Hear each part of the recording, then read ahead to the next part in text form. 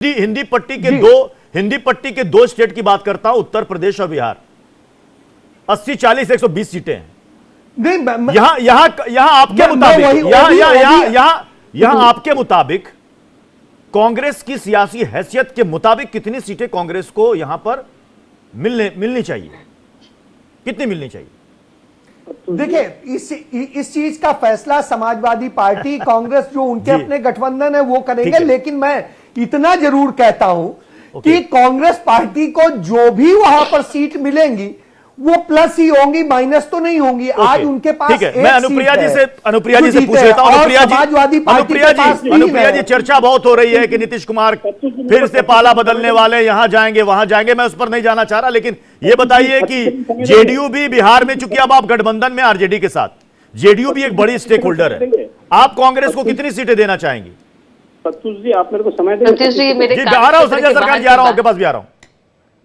प्रत्युष जी, आपने मुझे मेरे कार्य क्षेत्र के बाहर का सवाल पूछ लिया है। ये तो महागठबंधन के जितने साथी हैं उनको बैठ के ये फैसला लेना है, लेकिन निश्चित तौर पे जो 16 सीटें हमारी हैं, जिसपे हमारे सिटिंग एमपी हैं, हमने वो बातें कही हैं कि वो हमारी हैं और हम उस पे लड़ेंगे। बाकी जो है आरजेडी लड़ ले और बाकी सीटों पे कांग्रेस का भी है। देखिए, तरीका यही है। मतलब एक बात तो जेडीयू ने माना, अनुप्रिया जी ने माना कि 16 सीट से कम पर जेडीयू बिहार में चुनाव नहीं लड़ेगी।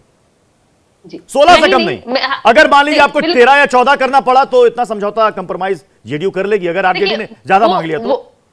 बिल्कुल, देखिए, वो बिल्कुल जो भी फैसले होंगे महागठबंधन की मजबूती के लिए होंगे। और 400 सीटें की जो बातें हमारे माननीय मुख्यमंत्री जी ने कहा होगा, आपको याद होगा, उन्होंने जब ये संगठन, ये अलायंस बनाया, तभी उन्होंने कहा था कि 400 सीटों पे अगर हम एनडीए के सामने में इंडिया अलायंस की कैंडिडेट रखेंगे, 1 अगेंस्ट 1 की फाइट होगी, तो निश्चित तौर लेकिन अनुप्रिया जी, राजनीति में हमेशा अपना ट्रैक रिकॉर्ड भी देखा जाता है।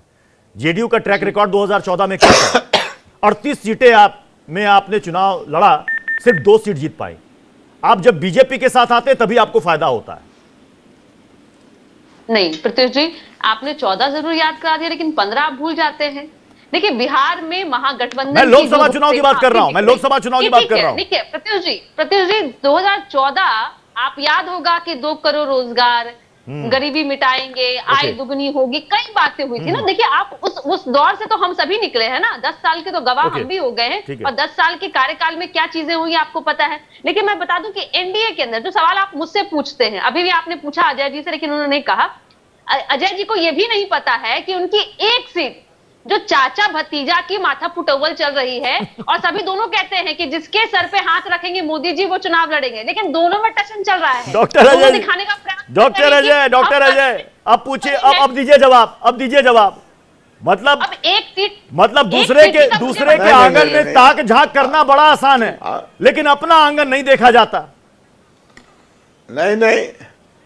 नहीं, जवाब तो जनता ने दे दिया और चिराग पासवान ने दे दिया कि कहा बड़े भाई से छोटे भाई का दर्जा नहीं मिला और लालू जी के यहाँ भीख मांगने जाना पड़ा, और अब फिर से आ रहे हैं। कोई चारा नहीं है। अनुप्रिया जी कल से मेरे साथ ही दिखेंगी बगल में, हनुमान बन के घूम रहे हैं, और हनुमान जी का प्रकोप आपने देखा। अरे हनुमान बन के हम घूम रहे हैं, राम राज्य है, राम राज्य है, आप भी आ रहे हैं राम की शरण में, चिंता न कीजिए। बिल्किस रामम शरणम गच्छामि, राम की शरण में ही आना पड़ेगा। नीतीश जी को समझ में आ गया। दोषियों को सजा, अरे सुन लीजिए अनुप्रिया जी, राम के नाम से इतनी नफरत क्यों है आपको? आपकी सनातन को गाली तो सुनवा ही रही है, बिहारियों को टॉयलेट साफ करवा ही दिया, फेंक दिया। जिसी कर्पूरी ठाकुर को, जिसके साथ आपके नेता गुरु मानते हैं, उनको लालू जी अस्पताल जाने के लिए उनके जीप में तेल खत्म हो जाता है।